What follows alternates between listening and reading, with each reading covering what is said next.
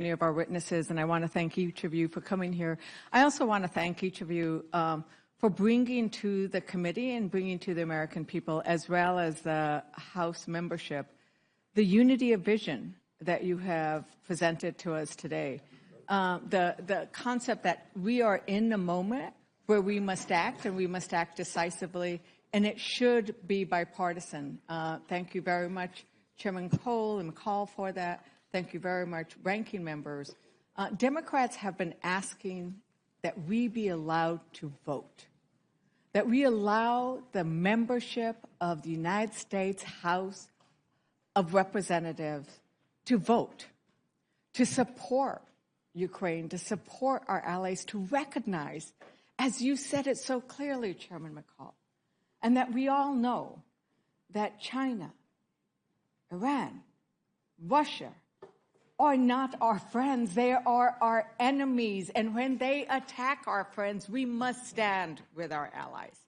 And that when we have that vote, I'm going to certain it's going to be incredibly bipartisan, because there are so many Republicans who also want to stand for democracy, who also want to push back the attacks that Xi Jinping and the Ayatollahs and Putin, when they attack Ukraine, they also have attacked us in the future and intend to do in the past. I mean, Chairman McCall, would you agree that Russia has malevolent intent to America and will continue to seek to undermine us in ways from cyber attacks to what they're doing in Ukraine and other ways? Well, I grew up in the Cold War, and my wife tracked Russian Soviet submarines in the Navy, naval intelligence, and those submarines are back. They are an adversary. The idea that they're not connected to China, I mean, they were holding hands at the Beijing Olympics, talking about the unholy alliance and how he's going to invade Ukraine. And any expert you talk to, every military, General Jack Keane to Mike Pompeo, will tell you there's a national security interest here, because if Ukraine falls, then Moldova is going to fall, then Georgia, then the Baltics are at stake. And you're looking at parallels to 1939 all over again. And then eventually they're going to hit a chord with the NATO Article 5, and we're going to have to send our men and women over there. And the reason I want this, they're fighting for us is what they tell me. And I want to give them everything they need to at least push the Russians back so we don't have to send our men and women over there. It's called deterrence. If we fail on that and surrender in Ukraine like we did in Afghanistan, does that make the United States, does that make it more powerful or weaker? It makes us weaker, as we're not projecting strength, and we lose the trust and confidence of our allies. I think that's a big mistake, and it would have a long-term generational impact. I don't want our men and women over there. And if we do nothing, that's going to happen.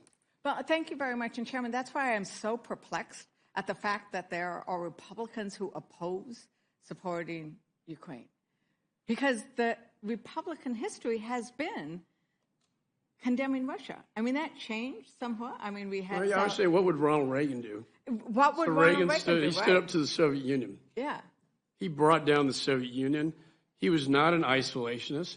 He believed that we were the leader of the free West. He didn't shrink from that responsibility. I can't speak for my other colleagues. I can just speak for what I believe as a Republican that grew up and had the honor to vote for Reagan in my first election. So, I'm with you on the border. God, I fought to, we all did. And we passed H.R. 2. And you know what? There will be an election. And we can get back to what works. But we can't abandon our allies. We abandoned our allies at this critical point. Then where are we then? And I think at this point, and the sort of understanding of the evil of Russia, I think was Republican and Democrat, basically until we hit President Trump. But ranking member, you were going to let me add to that. Just add a couple of things, which is important. First, talk about the Ukrainian people. I led the last CODEL to Ukraine before the Russian invasion. And what we did, we talked to the Ukrainian people. We didn't just go to the political class. We went and we talked to taxi drivers, bus drivers. We went to restaurants. And we talked to the people. And what we were saying to them was that this threat of Russia attacking was about to happen. We told them that our intelligence said that they would invade. And I will tell you not just about, every Ukrainian person that I spoke to said all you have to do is give us weapons. You don't have to fight America. Give us what we need, and we will fight. They still had in their minds what took place with Crimea. Many had said they had been part of the Soviet Union. They would never wear those green uniforms again. They would fight. They said, don't worry about us fighting. We would win. All we're going to do is ask America is to give us what we need to fight with. And we will beat back Vladimir Putin and the Russians. And that's where we are right now. And guess what? President Joe Biden, many thought, as I'm sure Putin did, that we would be divided from our allies. Many thought that our allies would not work with us. But it was the skill and the diplomacy utilized by Joe Biden, which what history will record. Guess what? NATO is now stronger than ever. Putin didn't count on it. Some of my colleagues here didn't think that it could happen. But NATO, now, who would have thought that Finland and Sweden, long countries that would be neutral, had decided to join NATO in this struggle? Joe Biden helped put that together. Joe Biden, listen, it wasn't America alone because we realized we had to work with all of our allies. We just had the Prime Minister of Japan speak to Congress. Guess what Joe Biden has done in the Indo-Pacific? Japan and South Korea for a long time were just not talking to one another. There was a historic meeting between Japan and South Korea, put together by Joe Biden, bringing the Indo-Pacific together, working and creating the Quad, India, Australia. Look at what we're doing with AUKUS, bringing our allies together. It's not America out there by itself. It's America, what we said, and our allies. The skill that Joe Biden has of diplomacy, bringing us together, working together to defeat, yes, as my colleague said, we must defeat and beat Russia. We must make sure that China, we must make sure that we hold North Korea at bay. Those are the things that we need to do. And what Joe Biden is doing is putting together those coalitions. How do you combat China? Having a unified Indo-Pacific. And that's what's taking place there. How do you combat Putin? Have a unified Europe. How do you combat Iran? Being unified. That's the skill that Joe Biden has made. That's the skill of the people that Joe Biden has put back to make sure that we are on our road to work together. And now we need to give Ukrainians what they need so that they can defeat Vladimir Putin. Mr. Chairman, I get to still call you Mr. Chairman. Can I make a slight response to that? I wish you would. And look, I don't want this to be a campaign ad for Joe Biden, and this is very serious. And I'll say this very objectively, as I see it, as a fairly rational Republican, I think, and that is, and my friend and I agree on a lot. And look, a lot of what he said, has happened. But I have pleaded with this White House on Ukraine to put the weapons in they need to win for 2 years. And it's been a slow walk. You know, at first it was Javelins and Stingers and HIMARS and, you know, then F-16s and then ATACMS. The very long-range artillery that could take out the bridge between Russia, Crimea. I'm not a general, but it doesn't take a genius to figure out you cut the supply line, you know. That's written in this bill, by the way. You know, the Colin Powell doctrine, either get in, all in, or get the hell out, right?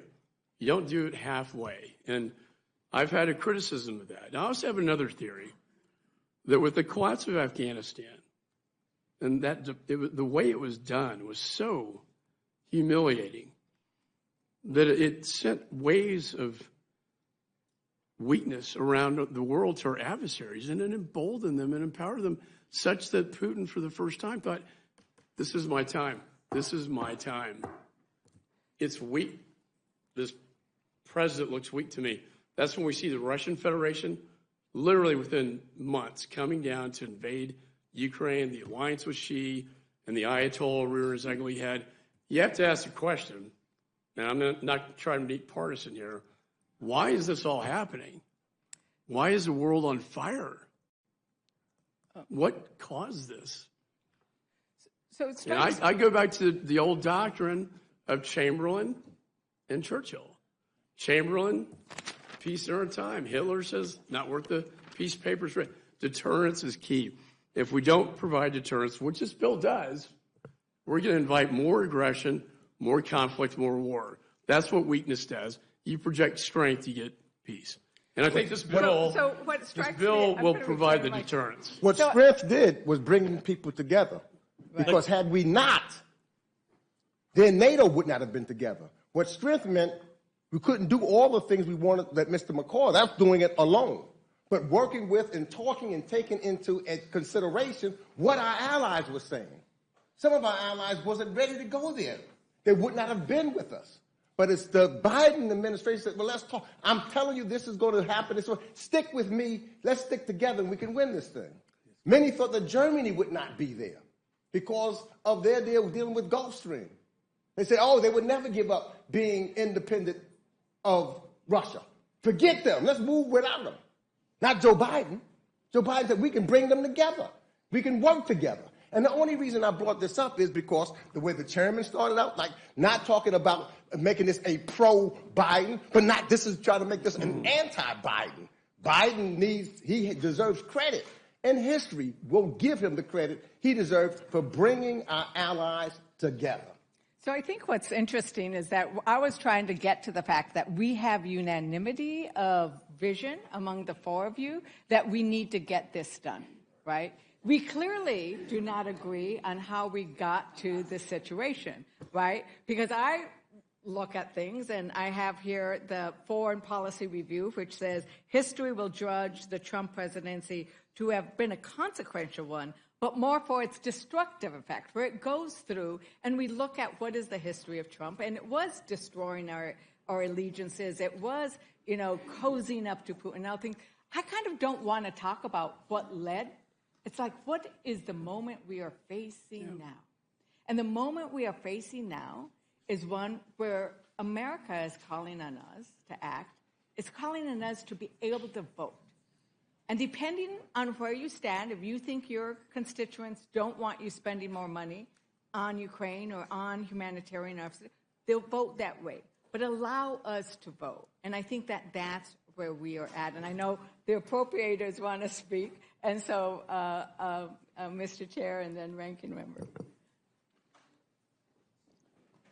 Just quickly, because I agree with my friend. We are united on the issue in front of us today. But I also agree with my friend from Texas. There's context. My friend from New Mexico said, we just want to vote. Honestly, that's all we want from the United States Senate on H.R. 2, and it's been over there for over a year. That's all we want on TikTok legislation that we all agreed with pretty much over here, and it hasn't come to a vote. That's all we agreed to on a tax bill, for God's sake, that came out of Ways and Means overwhelming. So I understand the frustration of my friends that say all we want to do is get a vote on something we think is important. The United States Senate has not given us things on bipartisan things. that we think are important here. Not just H.R. 2, but on TikTok, on tax stuff. So I'm glad we're rising above the United States Senate, but we are rising above the United States Senate. We are not trying to hold this hostage. We don't think it's an appropriate thing to do. The United States Senate has held hostage things on the southern border that would make an enormous difference with fentanyl pouring in, child trafficking happening, crime coming in. So while we agree on this issue, we don't agree on context. And quite frankly, again, I'm pleased the president is doing this in terms of Ukraine. Some of my colleagues are not. I respect that. But I will also tell you the Obama-Biden administration did zero when Putin went to take Crimea in 2014. Zero. They never sent lethal aid. They got meals to eat and blankets. You know, the first guy to actually send lethal aid to Ukraine was actually Donald Trump. And we knew for months before this invasion happened that it was coming. We knew for months. Did we send anything early to show them we were serious? Did we deter then? No, we did not. So I also agree with my friend from Texas. Ukraine was a pretty bad signal. If I was sitting in Moscow and I saw the United States liquidate a 20-year commitment and turn 38 million people back over to the very people that hosted Osama bin Laden, I think, well, they damn sure ain't going to fight for Ukraine. So when the historians look at this, they won't start looking at it this vote. They'll go back to 2014, and it'll be a very nuanced picture along the way. Having said all that, to be fair, it's water under the bridge. I mean, I love history, but I know when the moment is now on this stuff. We do agree because we see it. And I'll leave it to the historians to pin blame and whatever. And again, with all due respect to people on my side of the aisle, that when I find something, to quote my good friend, the ranking member, that I can agree on, as opposed to things where we disagree, I'm going to act. I'm not going to try to leverage one against the other. I'm not going to say where we agree, I'm not going to do something with you because over here we disagree and you won't do something. I'm just not going to do that. I don't think it works. I think it leads to gridlock. But again, there's a lot of context here. And I think, you know, it's fair, as my friend from Texas, Chairman, to talk about some of that too, because and to understand where some of the frustration is with people I don't agree with on this issue, but why they're upset that things they think are important can't be voted on in the United States Senate. We're not asking for a predetermined outcome. We're just asking for a vote. And it's like here, we're not asking for a predetermined outcome. I think one of the strengths of the package in front of us is it's going to let every single member do what they want to do. You know, if you are against aid to Israel and for aid to Ukraine, and some of my friends on the Democratic side, you're going to have that ability to do this. If, as you're against Ukrainian aid but for Israel, the Speaker is not trying to jam you. He's trying to give every member in the body a choice to pick what they think is important. I think that's a good thing. And frankly, I wish we saw more of it in the United States Senate. Because this Speaker is actually trying to provide this House with the ability to work its will. And I think that's what we have the opportunity to do. Well, and thank goodness we all agree on this particular item. You might not agree with what I said, but on this item, I want to end on a positive note. I couldn't be prouder of my friend, the ranking member on appropriations. I couldn't be prouder of my friend, the ranking member on foreign affairs. And I'm happy to act with the President of the United States, with whom I disagree on many occasions, but I don't on this one. And I'm not going to let the areas that I disagree with him on stop me from supporting him in a measure where I do agree, let alone with my colleagues who I've had the privilege of working with many times, who are great legislators. But on this one we agree, and so happy to be here and support it. Yield back. I'm sorry. So, right. I mean, the immigration debate, I think, is something that we began last night. It was killed by members of the Republican members of this committee. Did not move forward. Has gone over to the Senate. Has not moved forward. There was a bipartisan bill that Trump killed in the Senate. But a ranking member, Laura. In many respects, we continue to sit here and to deal with revisionist history here. Lest we forget, it was the Trump administration that violated the Impoundment Control Act, illegally withholding security assistance from Ukraine. Let's not forget that when we think about what emboldened Putin, let us not forget the words of the former president, which everyone has invoked here today in some way or another, that Putin is his dearest friend. He knows him well. And don't you think Putin is waiting very, very carefully to see another Trump administration? They are joined at the hip. So let's not sugarcoat what is going on here in terms of trying to indict the Biden administration. I want to walk away from this whole debate about administrations because it is not the moment at hand. One sentence about border security. I sat in the White House, not in a classified meeting, where Republican colleagues said that we won't have Ukraine without bipartisan border security. And then you know what? We accomplished bipartisan border security. It wasn't, and it was, oh, you can shake your head all you want, but Democrats and Republicans voted for border security. And you know what? It was Donald Trump who said, don't give Biden a win. You think about that. Put that aside. This moment is now. The United States Senate, you can have all the views you want about the United States Senate, but hold them for this debate. It is now. It is about the United States House of Representatives. We have the opportunity to do what we do here, and that is to govern. And what are we doing in governing? Is to be a world leader. And for months and months, we have been diddling around where people are dying in Ukraine. Don't talk about what weapons we want to give them. We're not giving them what they need now, and it has been months in the coming.